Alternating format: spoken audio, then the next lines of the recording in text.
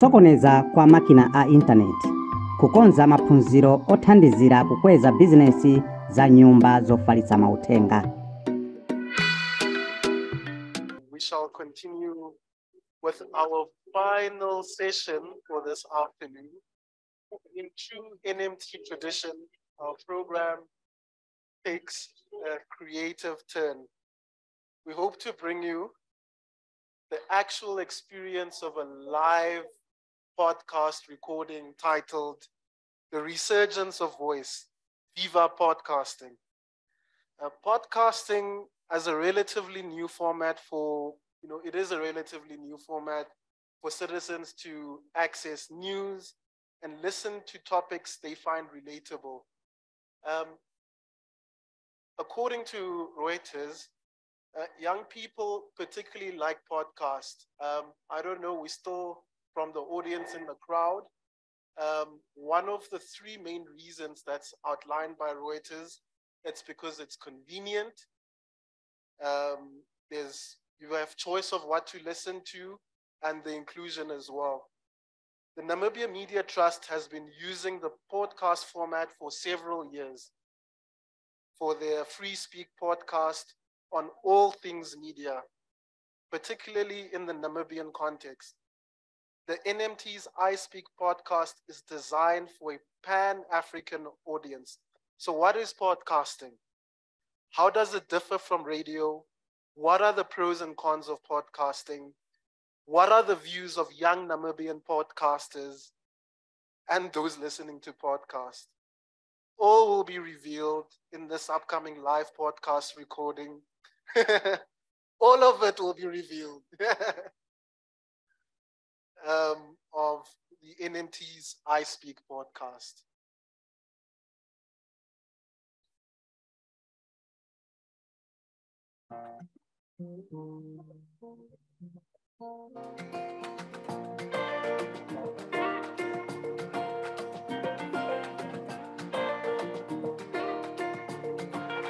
Ladies and gentlemen, please welcome the iSPEAK podcast host, veteran journalist, and founding editor of the Namibian, Gwen Lister, who's also known as our very own comrade editor. In 1991, Gwen co-chaired the UNESCO Conference on Free, Independent, and Pluralistic African Media, which resulted in the adoption of the seminal Windhoek Declaration, the blueprint for the global campaign for press freedom. And a year later, in 1992, she co-founded the Media Institute of Southern Africa, MISA, serving a term as its chairwoman. Please welcome to the stage, Gwen Lister.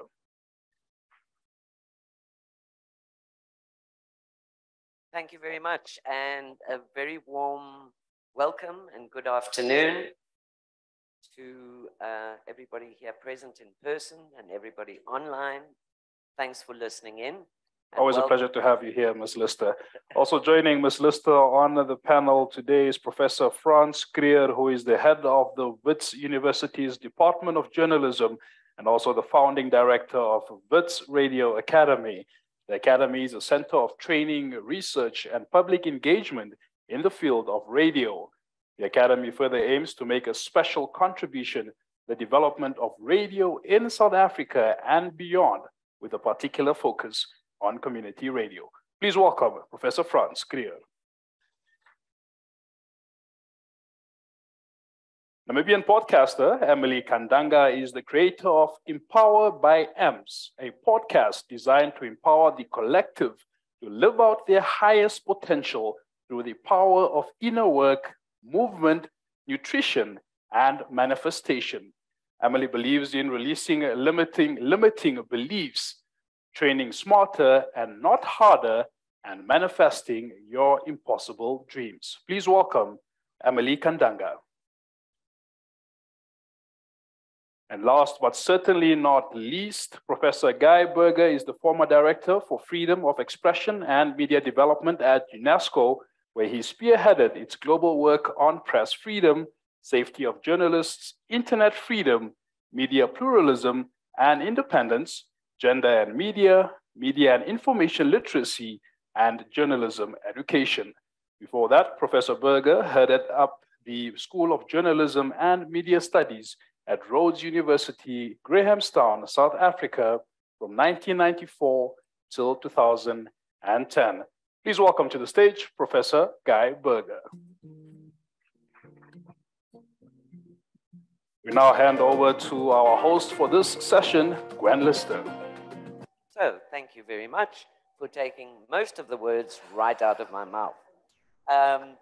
Just to reiterate that this is a special edition of the iSPEAK podcast, recording live from the Future of Journalism Education Conference here in Windhoek.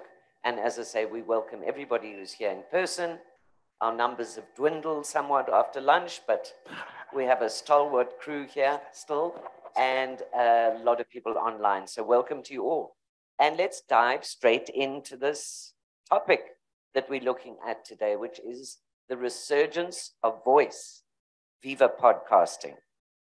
I think we could start by looking in general at the phenomenon of podcasting, and then we can maybe just try and dig down a little bit into how podcasting can be used to help in the training of journalists and also possibly to enable journalism. And I think a lot of people do tend to say that this is the golden age of podcasting. It's upon us. And it definitely is in the ascendancy in a number of parts of the world. Whether this is the case in Africa, I'm not so sure, but I'm hoping some of our participants today will help shed light on this and how we can make it a much more accessible medium. But I'm actually going to start, if I may, Frans, with you. And just say the topic today is the resurgence of voice, Viva podcasting. Did voice, unlike newspapers, for example, or was it ever on the decline? I don't think so. So it'd be interesting just to hear your perspectives about radio and read podcasting at the same time, and how that's managed to keep an equilibrium, especially in Africa, where we haven't really lost radio listeners over the years. Some thoughts from you. Thanks very much.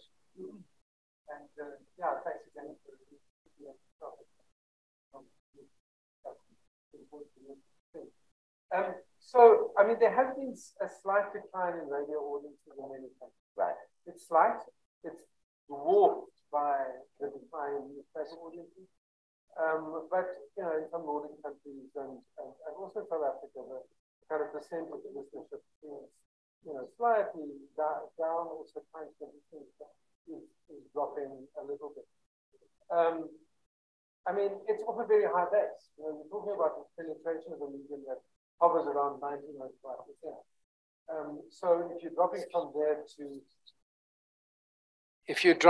there to, you know, from 90 to 88, 87, I mean, that's still a huge medium. And of course, as you say, in Africa, the radio has enormous power. Partly it's cheap. Once you have a radio receiver, that's it. You just need power. And a lot of cell phones have got FM receivers. Radio is very adept at using a range of different languages. And, you know, Africa as a continent has an enormous number of languages. And so the ability to talk to people in their own language is a real strength for radio.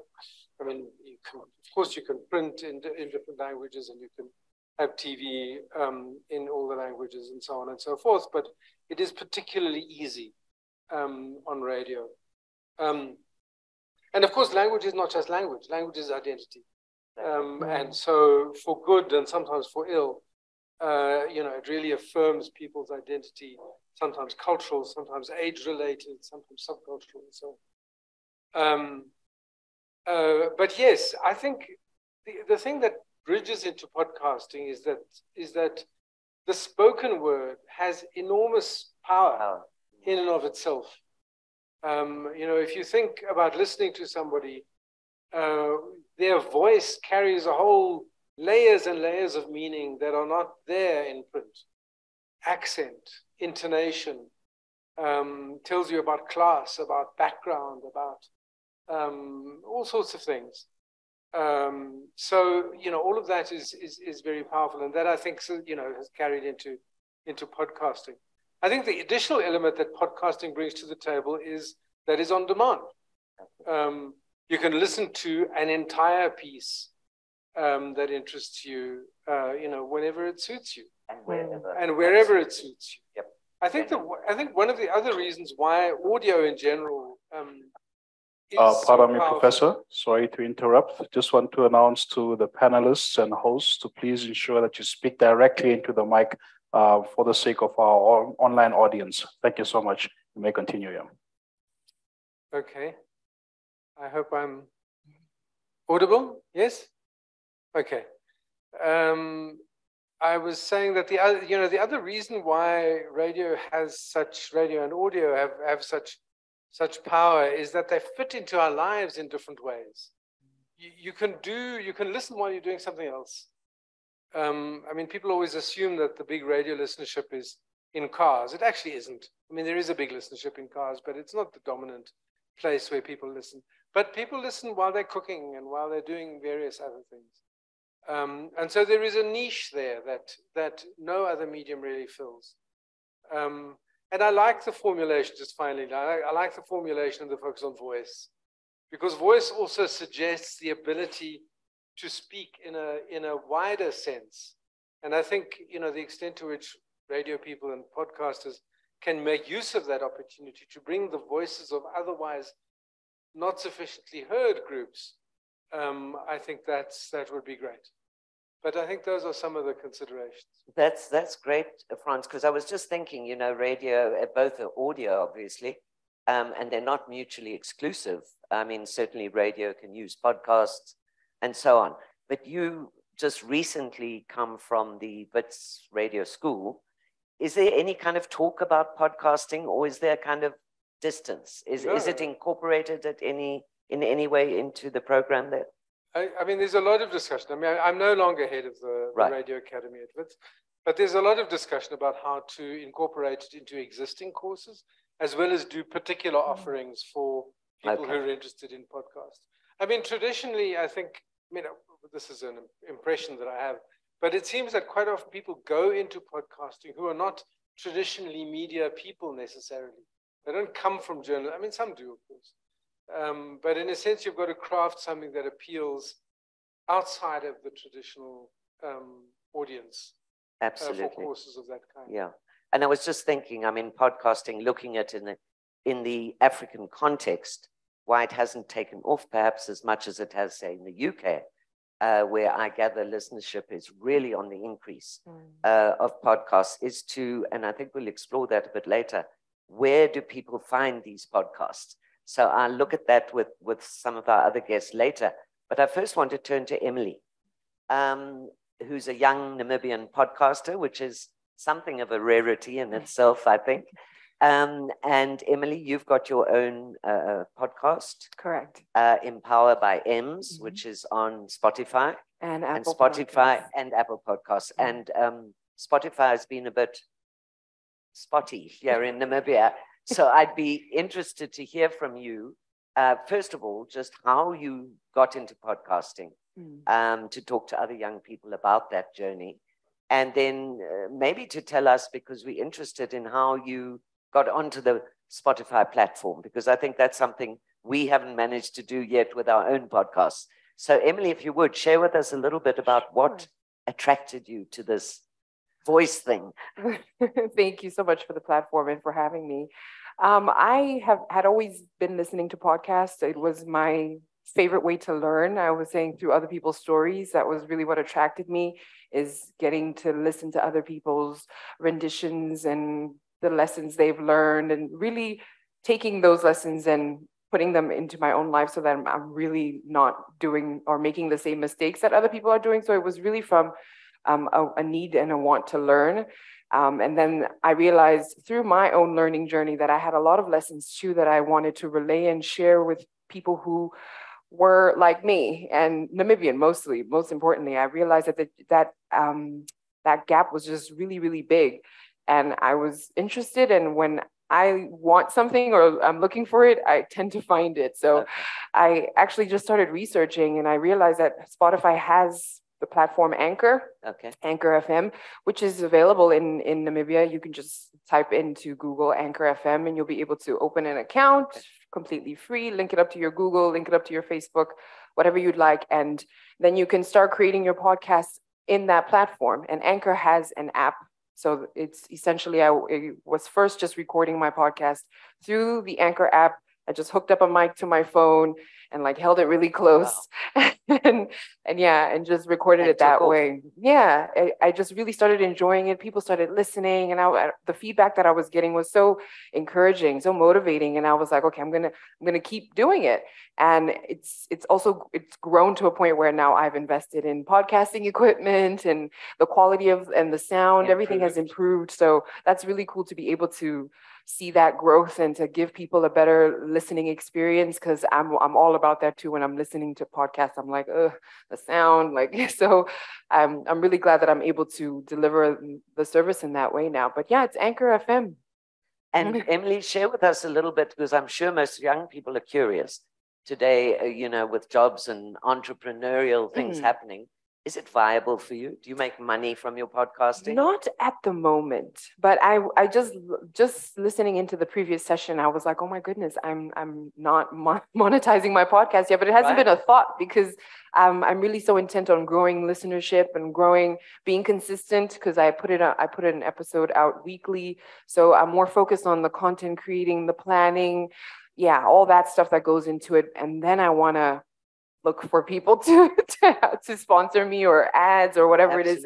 But no, I also want it to be done in a tasteful way where the ads resonate, and it's not just an ad for the sake of an ad, stuffed into there. And it's really something that's going to give my audience some value too, like some true value. Exactly. But generally speaking, it seems to me that most podcasts are sponsored. So you don't have the invasive nature of sort of advertising. But let me turn to Guy now and ask, because Guy, for almost as long as I've known him, but no, not quite as long, but he's been an avid podcast listener. And I'm sure a lot of people, especially among our audience online and in person, are, if they haven't got into podcasting, how do I start? Where do I find a podcast? If my interest is in media, or is it in gardening, or is it in comedy? Or just storytelling. Where do I go? Where do I find it? Guy, can you help shed a bit of light on how your podcast interest journey started, and what you find good podcasts worth listening to, especially in the African context, if there are any? Big question, sorry. Well, big question. There are thousands and thousands and thousands of podcasts. So, where do you start and what do you look for? I think there are 4 million or something out there. I read somewhere. Millions and millions. Yeah. So, it's worthwhile having a podcast app. And there's a lot of apps. If you have an Apple, you have an Apple app. On Android, there's a whole lot of apps. I use Podcast Republic, but there's a Google app for podcasts. Anyway, there's a whole ton. But most of them you can find podcasts that so you can search for particular things, like TED Talks. TED Talks has an audio podcasting, and it's really nice, because you can, TED Talks are done with a lot of performance, and they're intelligent and they're informative. Probably what Emily was saying, if you want to get educated, follow some TED Talks. They're really good. And they're quite short, they're 15 minutes, 10 minutes or so, and so you can enjoy those. So in terms of African podcasts, I need to start listening to Emily, but I only found out about her now. But I haven't found a lot that meet my interest, because I'm a bit of a geek. So I know people mentioned earlier, what was his name? South African podcast? Mac G. I haven't actually heard of it. Okay. But I also look at geeky things like media, policy, IT, technology, internet, and so on. And there are a few African ones that I do follow. There was one by the Konrad Adenauer Foundation about African journalism education, journalism, which was quite good. And they do it. You find this with podcasts, they go through phases. They like have a series, and then they stop, and then they come back about 6 months later with a new series. And then there's some African human rights podcasts by various academic institutes and so on. So you can, you just search African human rights institutions on podcasts and you'll find it like that. But, if you're interested in sports, there's sports. If you're interested in knitting, there's knitting. If you're interested in cycling, there's cycling. These are global. There's too few African voices doing podcasting. Right, it's important. And even African radio stations are not really capitalizing on content that they could actually package and market as podcasts. They kind of think, well, we just put it out to air and people will listen, or they don't listen. They don't actually think this on-demand point that you said, that you can actually create niches and channels and really get people to do it. And the last thing I want to say is that I'm interested to hear from Emily, but podcasting is really useful if you're commuting. But now it's not always convivial. If you're in a taxi, well, sometimes people listen to music and so on, but so if you want to listen to a podcast, it takes a little bit of concentration to you listening, although your mind can wander. But otherwise, you need to be doing something. You're walking or you're cooking, as Frans said. But it takes time. But sometimes it's very efficient because instead of having to read a whole thing, you can do something else, like do the washing or go shopping and wait in. Like when I was coming here, I was waiting in the airline queues for the security, and plug in and you use your time productively. But it also seems as though podcasting attracts a very dedicated group of listeners to whichever podcast it is. And we might not be talking here about the huge numbers that may come from other platforms, but those that are listening to certain podcasts, and even some of the most successful, don't have huge numbers, but incredibly dedicated listeners. And that's something quite important in the media context where there's so much disinformation today. Isn't that quite a crucial thing, Guy, really, for people to start finding news they can use in whatever their area of interest is? And it's often very good content. Yes, and actually there are quite a lot of podcasts about disinformation, if you're interested. Right, exactly. But you find some hosts who you develop a relationship with, although they don't know you. You know what to expect from them. You know you can trust them. From time to time, I have got a bit sick of their voice. I must be honest.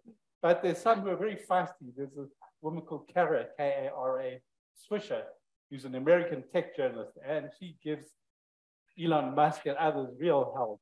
She's very feisty, and I enjoy it because she's always kind of on the ball and stuff like that. So who I haven't got sick of yet.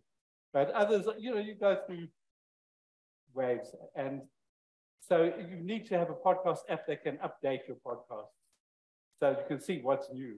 Otherwise, there's no point in just going there on an arbitrary basis in the hope that there's something new. You need to have a list, and then we set it up so there's a tick that says new content and it gives you a bit of a spiel.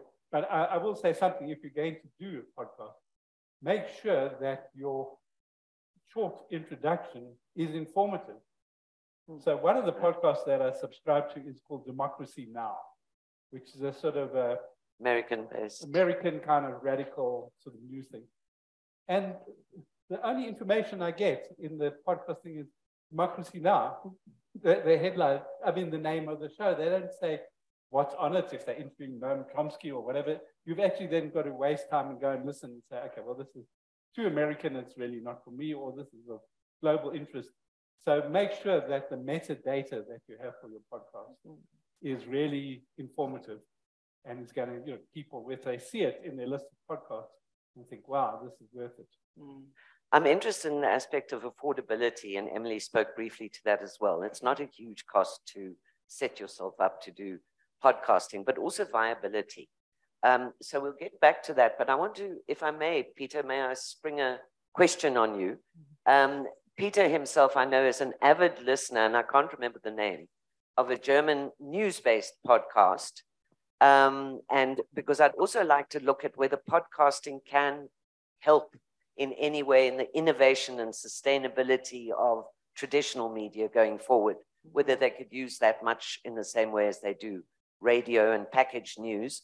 And so, Peter, finds this something a must listen to, if I remember him correctly. Tell us a little bit about that, Peter, and is that something that could be emulated in our African context here? I think the podcast you're talking about, and there's a reason why I bring that up quite frequently whenever we talk about podcasting, right. As well, is a podcast that is a weekly news analysis podcast. It's two people that discuss basically what happened with a certain perspective. They have a very deep kind of knowledge and a very good analysis. That's why I like it. But I think what distinguishes the podcast in that sense from what radio used to be is that it's not just a show I listen to, but there is a community that they engage with. So exactly. They take their listeners a lot more seriously than most other radio stations. They have a commenting forum where they get hints, they get tips, they ask which topics should we cover, and then they dive into these topics and make special episodes around these things where they actually tap into their listenership as sources. And I think that in a certain sense allows them to do a lot more explanatory and contextualized journalism. And for me, that is actually very high quality journalism where I'm also kind of, even if I'm not active in that audience, I'm still taken seriously as the audience. And I think that's a very important part of podcasting. And I think there is actually a potential for that in Namibia and in Africa in general as well. But I think one of the main challenges that we still face in Southern Africa is that there is no culture around podcasting. Right. I mean, most people do need to be explained. You need a podcatcher app. That's how you call the apps that you use to listen to podcasts. People listen to podcasts a lot on YouTube, etc. So that the thing is not that standardized and thereby also not that manageable as it is, for example, in Europe and the US, where you have a lot of very professional podcast producers. And there might be a beauty to this as well, in Southern Africa, we still have a much more independent podcasting landscape. You have independent podcasters like Emily that are not tied to any news outlet like the New York Times, who produces brilliant podcasts, but they're very polished, highly produced, and very, very costly exercises. And I think if we manage to grow that kind of culture around podcasting, it will also enable us, one, to create more communities around that. And the other thing is in terms of monetization, at the moment, I don't think anyone, even in South Africa, where the podcasting market is probably a little bit more substantial, actually wants to invest in advertising in podcasts. Right. The other day, I realized I was listening to, I'm not sure if it was a BBC podcast or something from the US, and all of a sudden I get an advertisement. I was in Germany at the time. I get a German language advertisement. Wow. So there's actually algorithms that put advertisements into your podcast that are tailored to the listener. Mm-hmm. So there must be serious tech and serious investment into that market. That also means for the content producer, there's a lot of chance to also produce content that is paid for. Mm-hmm. But I think at the moment, at least in Southern Africa, we're not at that point, but we can grow that, and we can still work on providing a lot more spaces for independent voices or for news outlets as well to produce high quality podcasts and create a culture around that. But I think media literacy, educating users around that will also play a crucial part. Well, with more and more people getting news on mobile nowadays, one tends to think that it's really much more difficult to read a long piece of narrative journalism or an investigative journalism piece on mobile. And wouldn't it be much easier to listen to it with a good voice? Maybe one more thing that ties to what Franz and Emily were saying is, I think for Namibia in particular, I think that the fact that you can actually take your podcast with you where you don't have any cell phone reception, and that there is an interest in educational content, and that podcasts actually, they don't have a short shelf life. So I can still listen to a podcast about healthy nutrition 2 years after it was first recorded. Mm-hmm. And I can download it when I'm in a city where I do have data, or if I'm at a library where I have a public Wi-Fi, and then I can take it to my village where I might not have these things accessible. Mm-hmm. And that, I think, is something, if we target that kind of content bracket, where we also have really a chance to grow podcasting. And one last thought, kids like to listen to podcasts as well. I have two children. They love listening to podcasts, children's podcasts. I was going to go on to the next question, was to say, I'm led to understand the youth would prefer vodcast to podcast. Is that true? Emily, would you like to comment? I mean, on your podcast, it's just your voice they're listening to it, but I'm told the visual aspect of things is so important to the youth today. So what are your thoughts around that you did a podcast rather than a podcast? I think it is really, really important. In fact, that's the next phase that I'm growing my podcast into, is to include a visual element so that I can tap into the market on YouTube as well, and also just be able to share the information on my social and across the board without just having a voice to it, but having a visual aid. So yeah, I think it's people love video. So I think it's really, really, it's a good component to have. It strengthens the podcast if you can. So yeah. Let's turn to our audience. Is there anybody from the audience who is an avid podcaster or listening to podcasts or has any comments on this medium? Anybody want to? Somebody will. Oh, there we go. Is it someone online, Bradley? Oh, it's you personally. Oh, jolly good. Welcome. I mean, I recently discovered podcasting this year, and it was just through means of, if you're getting ready in the morning, you can just listen and be informed in terms of what's happening. And there was particularly one, but it's a US based, it's called Pod Save the World. And it just looks at things from a global perspective. But then, I think in the middle of this year, I started using Clubhouse as well. Oh, I don't know if it's like a variation or how it comes into that, but it's more like a live radio show, I would say. And one thing that I've also, and I mean, I use both of them together, but with Clubhouse, it's like, although there's someone speaking as well, you can also engage. It's like a community of people speaking on a particular issue. So that was just a contribution with that. Like, I appreciate both of them, but you are able to engage more on the spot with Clubhouse as well. Whereas on the other end, the one's, informative, that you get opinions and whatnot. But on the other one, you can also express your own opinions on the matter and engage directly with the speaker. Right. And of course, a podcast can have many formats. You can have something like this discussion that's happening now. You can have a person who just talks their talk, whether it's about how to plant hedges in the right weather or bird watching or something, and just so there's so many different formats. But it's also very surprising to see how Clubhouse is actually picked up in Namibia. If you look at the Namibia House, some of the sessions have over 300 listeners at one particular point in time. So it's actually a very powerful tool to reach people seeking information on what's happening in the country. Absolutely. Thank you, Bradley. And bringing it back to the issue of the topic of this conference, which is, of course, media sustainability and journalism education. Zoe, maybe I can grab you on this one.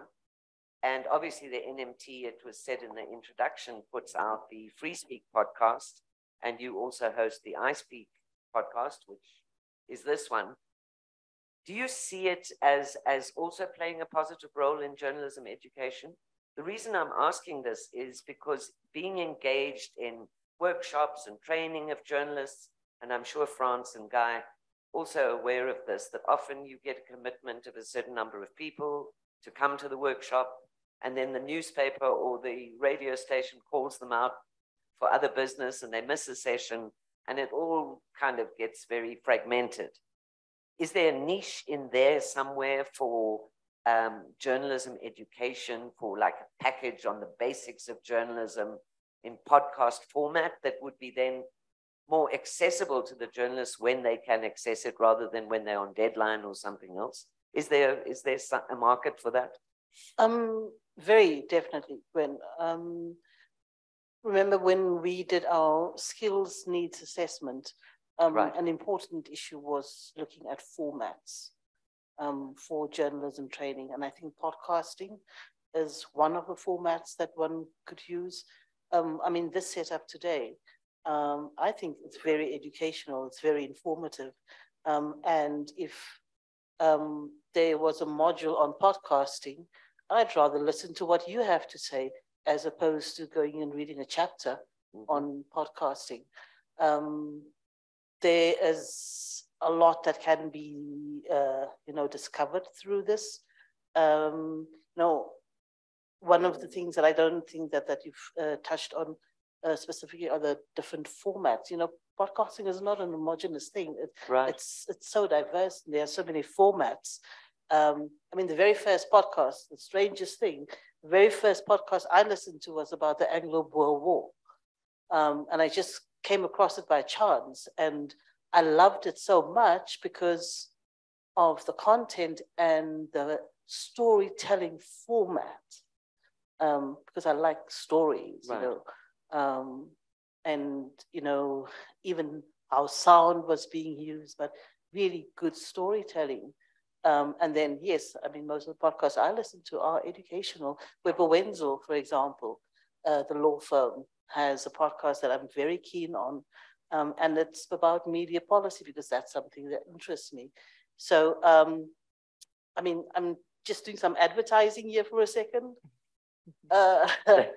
The NMT is going to, in the first week of December, host a podcast bootcamp. Podcasting bootcamp. So that's for podcasters in Namibia and in the region. Unfortunately, the deadline for applications is closed already, but we'll take people through the entire spectrum of podcasting, from the different formats to the equipment that you use, how to script it, how to monetize it, and we're very excited about it. And it's an educational tool. It's going to be very much part of our, you know, trading portfolio. And as, you know, an opportunity for the youth, I think it's also very important for them to look at it as Emily has done. And now her next step will be to look at how to really make this a viable business, and for Emily to do well out of this, rather than just say, as a hobby to your paying job. Sorry, Gwen, if I may. At the right beginning of this year, we did a journalism fellowship program.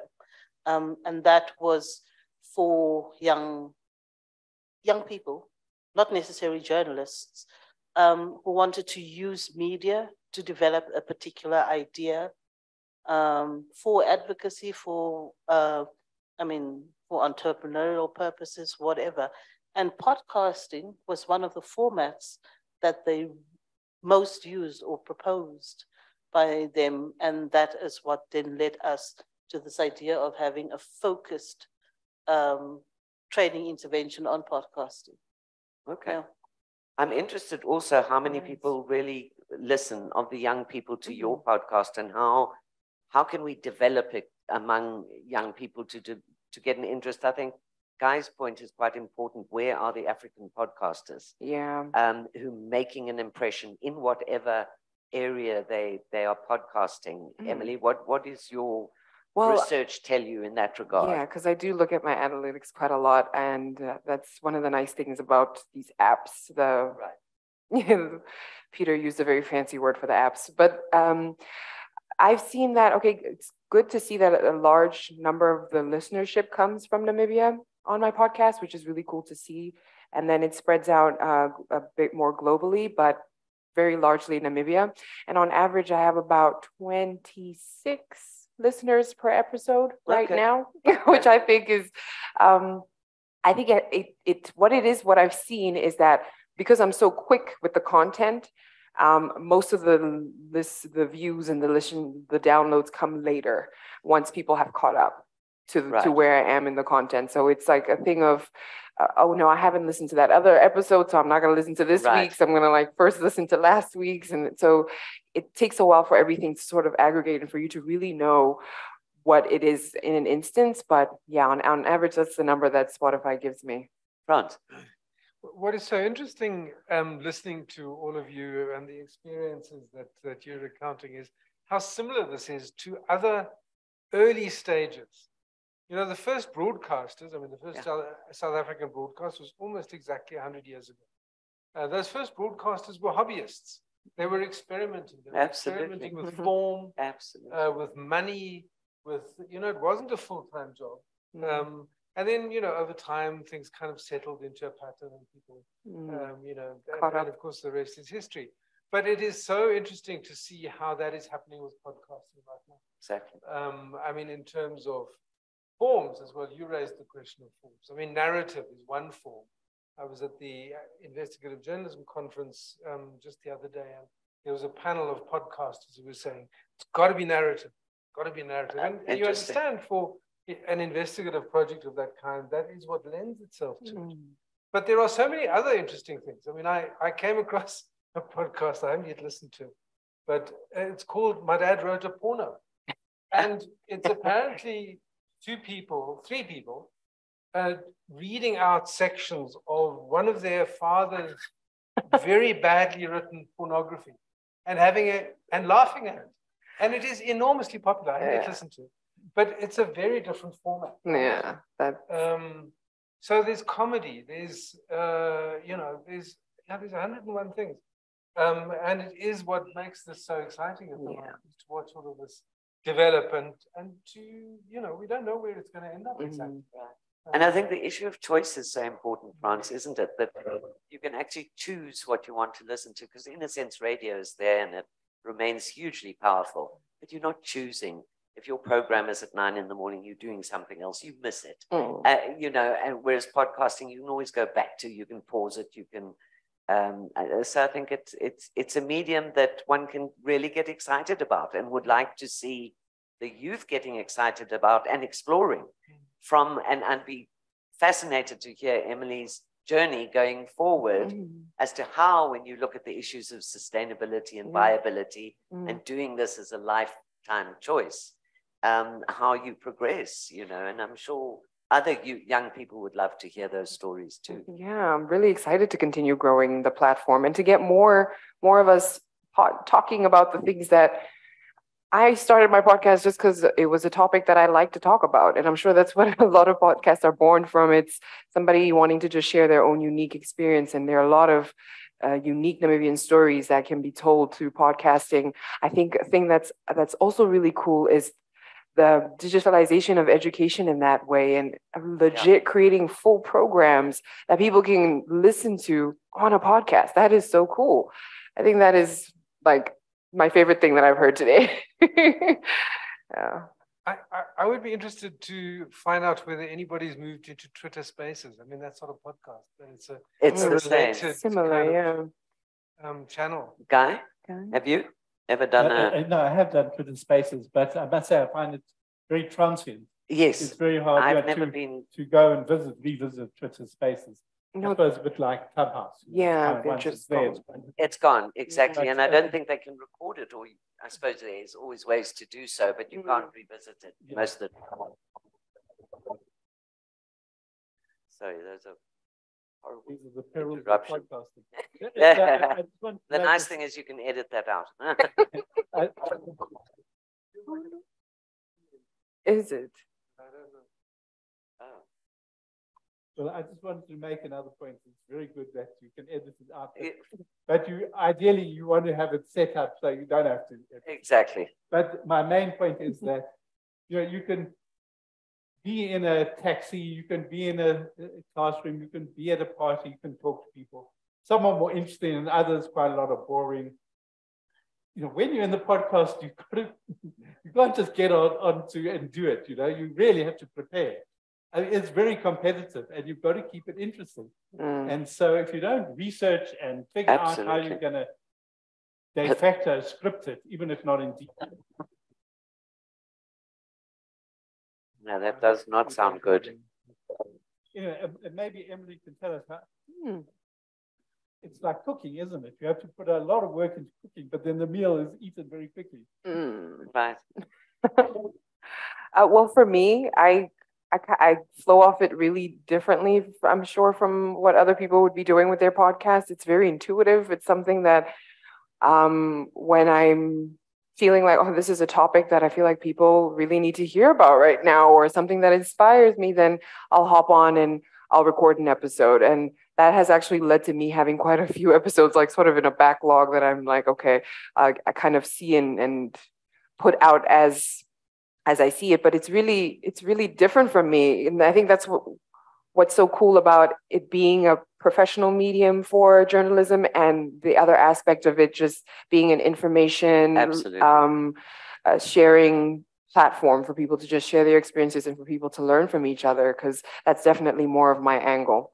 And I guess we mustn't obsess too much about numbers. No. Because I was just thinking the Namibia Media Trust Free Speak podcast. I mean, when I ask Zoe or Jess, how many people listen to X podcast, I'm a bit, really? That few? But the point is, I think to focus on the quality of listeners, and also the fact that it is a repository, because in the Free Speak, we do podcasts on all things media. And you keep thinking, well, maybe they're there for one day when people may want to research a certain topic, artificial intelligence in the newsrooms or whatever it may be, that it will become useful.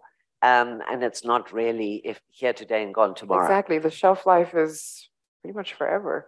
So have we piqued the interest of anybody in our audience to listen to podcasts? Let's hear it from you. Have you got a microphone?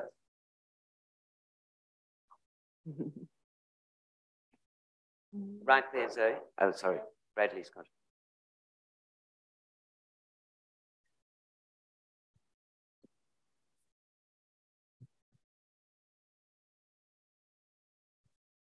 Good afternoon, everyone. My name is MC Arastas. This is quite interesting for me because I got into podcasts or listening to podcasts during the COVID-19 pandemic. But specifically for me, it's interesting because my people I listen to are African podcasters, young Africans. So people like Otherwise, who's Brenda from Kenya, during the SARS protest a lot of people opened up podcasts to voice their views on what was happening in Nigeria, for example. I'm just interested, Zoe mentioned that you had the fellowship. A lot of young Namibians were interested in opening up podcasts. What type of conversations were they interested in bringing about? Because I guess then that's an opportunity when it comes to journalism advocacy in Namibia on the type of how do we get involved in current affairs, for example, and what can we do then for journalists or for upcoming journalists and even established ones to use podcasts to really bring about current affair debates? Zoe, will you take that one? It's a good question, yes. And there was definitely interest among a couple of the scholarship holders about doing podcasts, or Peter may also have a few opinions on that. Peter around. Oh, here you are. I mean, there was such a diversity of topics, but I think probably because of the nature of what the NMT is, a lot of it was focused on education and on advocacy, using video, in this case, video and voice for podcasts around community theater and activism, about different languages and profiling young entrepreneurs, community-based entrepreneurs. So, I mean, those are the issues. I remember during the shutter down protests here in Namibia, a lot of young people just, spontaneously recorded themselves and put their audio clips on Twitter and on Facebook. That's a mode of podcasting. So absolutely. It is versatile in the way in which you can use it. Peter, I know Peter is using, even for other platforms, for Millie and others, he's using podcasting or generally just voice a lot, yeah? Yeah, maybe to answer the question, what were issues that came up? Mental health, several. Yeah, that was a big thing. Climate change, from the Namibian, because it was a regional call as well, from the regional and the Namibians, particularly gender-based violence was an issue, and sexual and reproductive health rights. Some entertainment as well, but only a few from several submissions. Most of it was actually young people trying to express themselves and analyze and discuss the issues that matter most to them. I think that's why we see GBV. That's why we see the issue of climate change. and obviously some things around unemployment, entrepreneurship, jobs, etc., and that what you might call life skills or life advice, etc. And I found it interesting. A lot of them, the concept wasn't, I'll tell you how the world works. It was, I'll do interviews, I'll debate, we'll discuss, and we'll reach out. So I'm really looking forward to how that will develop, because I'm really quite hopeful that we'll see a bit more energy into the podcasting scene, because I think the other thing that we can do to help podcasts is give them visibility. Mm-hmm. Like literally put an article in the newspaper about this is a podcast you can listen to. Right. And then people are driven by their interest to listen to a podcast. Yeah. And then they'll find out how to get the audio file on their mobile phone. Mm. That's the easy part. The tricky part is how do we get people to find that? Because if you, on Apple Podcasts, etc., search for a topic, you will get the African podcast somewhere down at the list. More than 100 places down the list before there will be US and UK content mainly. Right. Maybe you want to add in terms of the podcast bootcamp, journalists, particularly investigative journalists, are very, very interested in narrative format. Right. So we are looking and hoping to host journalists from the Ing Center in Botswana, part of the IJ Hub, consorts for who through that would link investigative journalism centers in the region, and who knows what they're going to come up with. I'm very excited about that. Because that's actually interesting, because traditionally, correct me if I'm wrong, investigative journalism always seems to belong more in print than it does on radio or audio.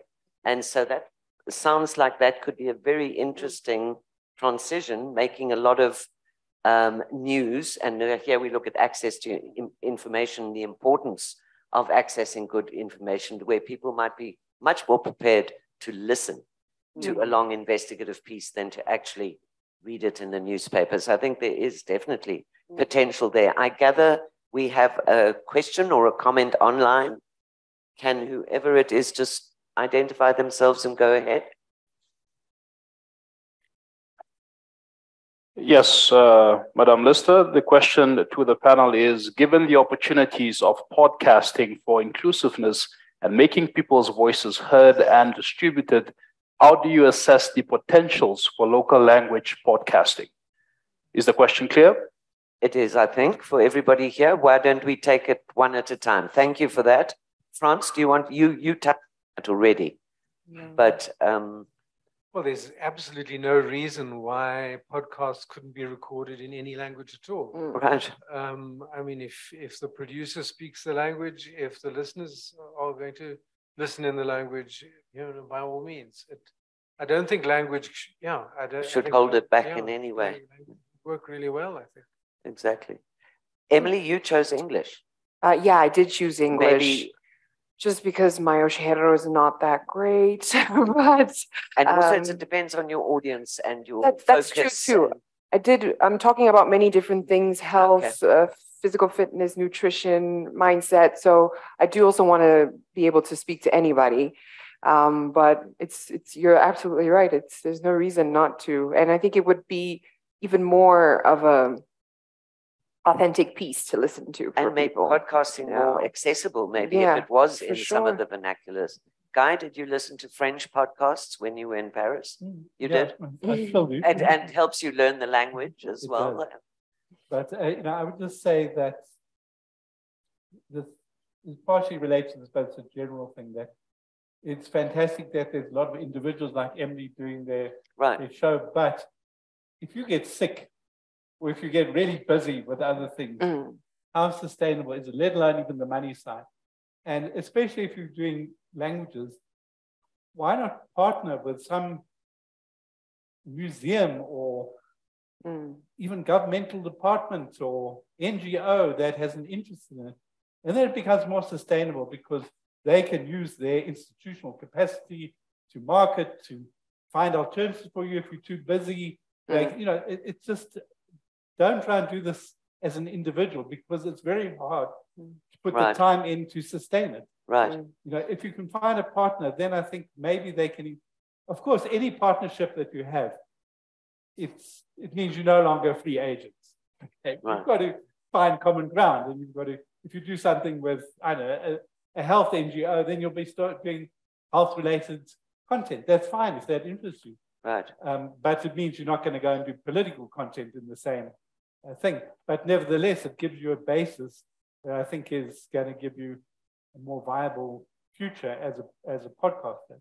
But there's great room for innovation, Guy, and I think you've hit on something really important, that partnership is important.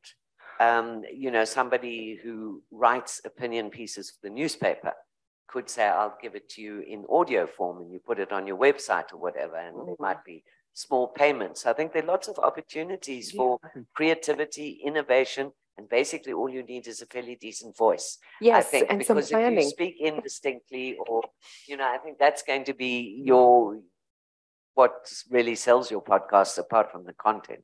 France? But I think Guy's earlier point is also valid. I mean, anybody can sit down and talk. And we hear that on radio. And do. I mean, people, you know, kind of arrive and say the first thing that comes into their head. And yeah. It's not very good radio. So, you know, it starts there. But obviously, the more effort you put into preparation and production, the better it is, and the more likely it is that you'll stand out from the crowd. Of course, that also makes it that much more expensive in terms of time and resources and money. But that's the trade-off. Exactly. And as Emily said, she started off, she's now, her audio is so much better now than it was when you started out podcasting, as you develop your equipment needs and things like that. And I think a lot of these things can be mitigated, or at least for the non-news podcast, because I doubt you can record something and then only put it out in the next week for news. But for podcasts that aren't news centered, it's just a matter of planning. Yes, production planning, and then also batch recording. That's a thing that helps a lot of people who run their own podcast manage just fine. You sit one day and you record a bunch of them, and then you have content for the whole month. So it depends where you find yourself in the market. Exactly. And I mean, I often think of the issue of audiobooks. A lot of people don't want to read a book anymore. They think I'd rather listen when I'm driving to the audiobook in my car and so on. So, I mean, I do think, it's clear from what we've chatted about today, there's huge potential for the future of podcasting in Africa, and huge potential for good content, which interests me, and huge potential for the world of journalism to use it to amplify their voices, whether it's in investigative journalism or storytelling or narrative journalism, whatever it may be. So I think a great deal of potential. And that's if, of course, more podcasts are created and more young people catch on and listen, whether it's in Malawi, Zimbabwe, Namibia, whatever. Because I think, again, audio is still strong. We don't need to really emphasize Viva, because I think it is there, it is strong, and I think it will become even stronger. So I think I'm probably at the end of my time, so I'm going to ask anybody if they have a final comment on any last minute ideas on how to drive this forward and how to make it accessible and how to make it known to listeners out there that there is this thing called podcasting. There's good content out there, and there could be more if they created more. Peter, any last thought from the floor before I make good podcasts? There are actually quite a few Namibian podcasts that are just, I don't think they're well known, and some of them, the consistency has waned off, but the community is there. I think maybe we can start with bringing together all of those podcasters. Absolutely. Yeah. Like Zoe's doing at the boot camp, and trying, because even we've been sort of dancing in the dark to a certain degree and saying, where best should we host the podcast? On SoundCloud or on Apple Podcasts or Spotify and so on. Where do you host? On SoundCloud. On SoundCloud. And Apple. Right. Oh, yeah, SoundCloud, Apple Podcasts, Google. No, we really struggled. There was Spotify wasn't available in South Africa. For a while. We started in Namibia for a while, And thanks for that. I didn't know that you could get onto Spotify via Anchor. Yes. So you see, I said I was going to learn something today, and I did. Okay. Any last thoughts from you, Guy, with your love of podcasting? How to get you to listen more to African podcasts? What would it take? What do you want to hear? You know, I like interviews. Right. Because for one person to like just talk, give their own view after a bit, you know, you think, all right. So, you know, for me, the best podcasts are those that get interesting people, different people. They interview one, maybe two, maybe there's two hosts that interview one person, but, you know, vary the format of it. Right. And give other people, if you know how to use the platform, give other people the opportunity chance to have their voice, but make sure you're well prepared, you've got good questions, they're well briefed, and they can respond in a way that people are going to feel captivated. I know, and even as a podcaster, I'm always very happy to know I've contributed to something like Peter's fitness regime. Because whenever I ask him, has he listened to my latest podcast, he says, always on the treadmill. So I feel, yes, I'm helping to make someone healthier. Emily, any last thoughts from you onto how we can grow this community of podcasters in Africa? What are you doing with your peers to tell them about yours? And yes, I definitely do. Thank you, Gwen. And a lot of people come up to me and tell me that they listen, which is something I really appreciate, because otherwise they're just analytics, they're just numbers, and I don't know who they belong to or who the faces are. So it's really nice to, if you do listen to podcasts, let the podcaster know. It's really nice to know that you're listening and you're tuning in and you're finding value in the information and in the effort that we're putting into it. And also just I think we need a little podcasting community in Namibia to be developed somehow. NMT. Absolutely. Great idea. Great idea. Are you looking at Zoe when you say that? Yeah, like.